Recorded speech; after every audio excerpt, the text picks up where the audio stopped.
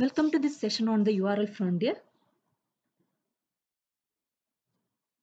The URL frontier at a node is given a URL by its crawl process or by the host splitter of another crawl process. So this is the architecture of a distributed web crawler. So here you can see that there is a host splitter. So either the URL to this URL frontier will be coming from the same crawl process, or otherwise it will be coming from the host splitter of another crawl process. So this host splitter will be identifying the node to which the URL should go, and it will be sent to that particular node. It maintains the URLs in the frontier and selects a URL from them in some order whenever the crawler thread seeks a URL. So whenever the crawler thread is trying to gather some web pages, it will be accessing one URL from the URL frontier, and it will be trying to fetch that corresponding web page from the web.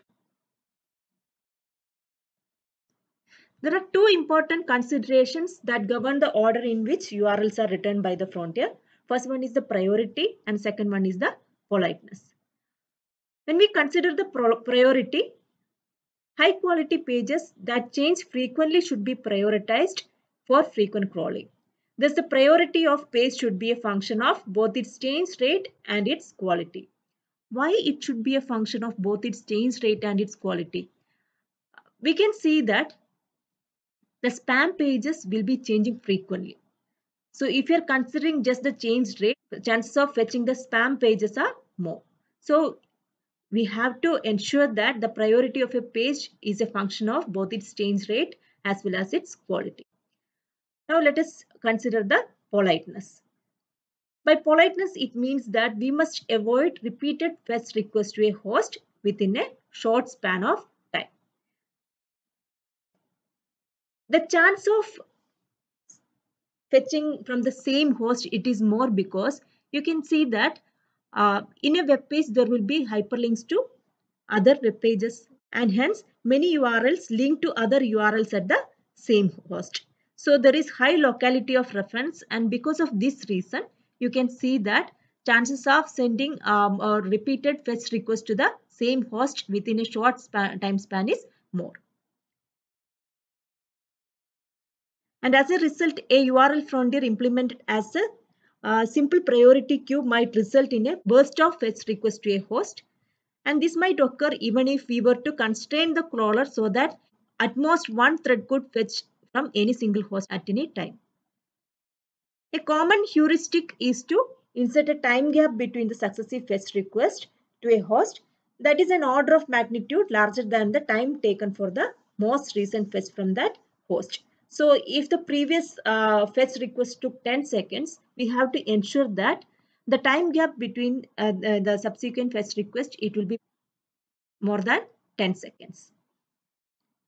The goals of a polite and prioritizing implementation of a URL are to ensure that only one connection is open at a time to any host, a waiting time of few seconds occur between successive requests to a host, and high priority pages are crawled preferentially. Now this is a polite and prioritizing implementation of a URL frontier. So this is Mercator URL frontier implementation. So you can see that there is a prioritizer, there are F front queues, and there is a bias front queue selector and back queue router, and there are B back queues, and there is a back queue selector, and there is a heap as well.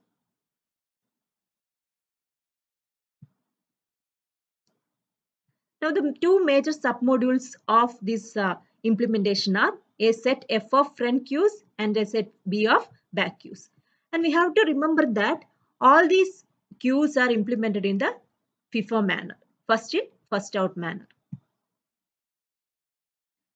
The prioritization is implemented by the front queues and politeness is implemented by the back queues. So the front queues implement the prioritization and the back queues implement the politeness. Now let us see how the front queues are implementing the prioritization. So a prioritizer first assigns to the URL an integer priority I between 1 and f based on its fetch history. A document that has exhibited frequent change should be assigned a higher priority. Other heuristics could be application dependent and explicit. For instance, URLs from new services may always be assigned the highest priority. So here it is the duty of the prioritizer to assign priority to the URL. So there will be some criteria based on which this priority will be assigned. One criteria is frequency of change of that web page. So if a web page is frequently changing, it will be given a high priority. And if the page is not changing at all, it will be given a low priority. And there is another factor which we have to consider. There will be some services like new services which will be changing so frequently that we have to give it very high priority. So the prioritizer will be assigning the priority, and based on the priority, corresponding URL will be going to any of these queues. Now, if the priority is I, it will be going to the ith queue. If the priority is 1, it will be going to the first queue. If the priority is F, it will be going to the fth queue. And we have seen that there is a biased front queue selector. So now what is the duty of the biased front queue selector? When a back queue is requesting a URL, it picks a front queue from which to pull the URL. The choice of front queue is biased, usually by a random process toward queues of high priority, ensuring that URLs of high priority flow more quickly into the back queues.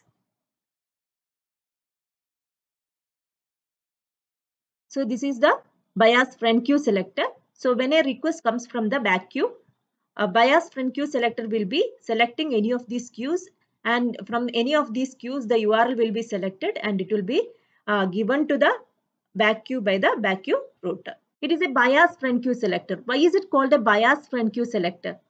It is always biased towards the high priority queues. That's why it is called as a biased front queue selector. And the choice of these queues, normally it is a random process. Sometimes we can use the round robin strategy, or otherwise I can decide to give some priority to the queues, and based on the priority I can select these queues. So the biased front queue selector will be selecting any of the front queues, and it will be extracting one URL and it will be giving it to the back queue. Also, the biased front queue selector ensures that high priority URLs will be selected and it will be flowing more quickly into the back queues. Now let us see the back queues. As we have seen earlier, the back queues implement the politeness part. So each of the B back queues maintain the following invariants. It is non-empty while the crawl is in progress, and it only contains URLs from a single host. So in the case of back queues, you can see that each of these queues are dedicated for individual host. So if this belongs to wikipedia.org, then this will be belonging to another host. For example, cisco.com, and another queue will be belonging to another host. So each of these queues belongs to individual host. So we can include URLs from a single host to any of these queues. And also we have to ensure that none of these queues will be empty at any time. Now there is an auxiliary table T used to maintain the mapping from host to the back queues. Whenever a back queue is empty and is being refilled from a front queue, the table T must be updated accordingly. So this is an example of the auxiliary queue. So auxiliary queue contains two entries, the host as well as the back queue. So here stanford.edu, it is in the back queue 23.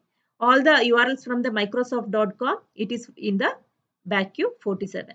All the URLs from acm.org, it is there in the back queue 12. Now we have seen that there is a heap as well. So heap is a data structure, and here it is implemented using the min heap. Now what is the speciality of a min heap? In min heap, keys are such that key of a node is less than the key of both of its children. And root will always have the lowest key value. So here in this heap, it will be having B vertices, each corresponding to back queues. So heap contains one entry for each back queue. Now what is the entry in this heap? the entry is the earliest time TE at which host corresponding to that queue can be contacted again. So this is how we are going to implement the politeness. We are going to ensure that there will be sufficient time gap between successive fetch requests to the same host. The entry into the heap is that it is the earliest time TE at which the host corresponding to that queue can be contacted again. The earliest time TE is based on the properties of the URL that was last fetched, when its host was last contacted, as well as the time taken for the last fetch should be considered. For example, the new entry T could be the current time plus 10 times the last fetch time. Suppose that the current time is 9:10 and the last fetch time was 2 seconds. So then it will be 9:10 plus 10 into 2. So it will be 9:30. The next contact time will be 9:30. Now let us move on to the back queue processing. A crawler thread requesting a URL from the frontier extracts the root of this heap, and if necessary, it will be waiting until the corresponding time entry T is reached. It then takes the URL U at the head of the back queue J corresponding to the extracted heap root and proceeds to fetch the URL U. After fetching U, the calling thread checks whether J is empty. If J is empty, it picks a front queue and extracts from its head a URL V. The choice of the front queue is biased because we know that we prefer to fetch the URLs which are high priority. So we have to ensure that URLs of high priority flow more quickly into the back queues. So the URL V will be examined to check whether there is already a back queue holding the URLs from its host. Now suppose that we are selecting the URL V which is corresponding to stanford.edu. Now stanford.edu is already available in queue number 23. So what will be done is that we will be inserted into queue number 23. Now we will be going back and selecting another URL from the front queues. So based on the priority, any of the URL will be selected from the front queue and it will be sent to the back queue. Now suppose that none of the back queues is holding any web page from the corresponding host. So in that case, what will be done? It will be selecting the back queue which is empty. Now you can see that the back queue J is empty. So the corresponding URL which is selected, it will be inserted into the back queue J, and at the same time auxiliary table as well as the heap also will be updated. So a crawler thread requesting a URL from the frontier extracts the root of this heap and waits until the corresponding time entry TE. It fetches the URL U at the head of the back queue J corresponding to the extracted heap root and proceeds to fetch the URL U. The calling thread checks if queue J is empty. If so, it picks a front queue and extracts from its head a URL V. If there is already a back queue for the URL V's host, append V to that queue and pull another URL from the front queue. Else add V to back queue J. This process continues until J is non-empty again. So we have to ensure that none of the keys in back queue is empty ever. So if it becomes empty, we'll be going and fetching the URL from the front queue. Now, what are the factors determining the priority properties? Some of the factors are the number of front queues together with the policy of assigning priorities and picking queues determines the priority properties we wish to build into the system. But now what is the number of back queues that is required? The number of back queues governs the extent to which we can keep all the crawl threads busy while respecting politeness. We have to ensure that all the crawl threads are busy and all at the same time we have to ensure that the politeness property is satisfied. Now the Mercator recommendation is that number of back queues should be 3 times as much as crawler threads.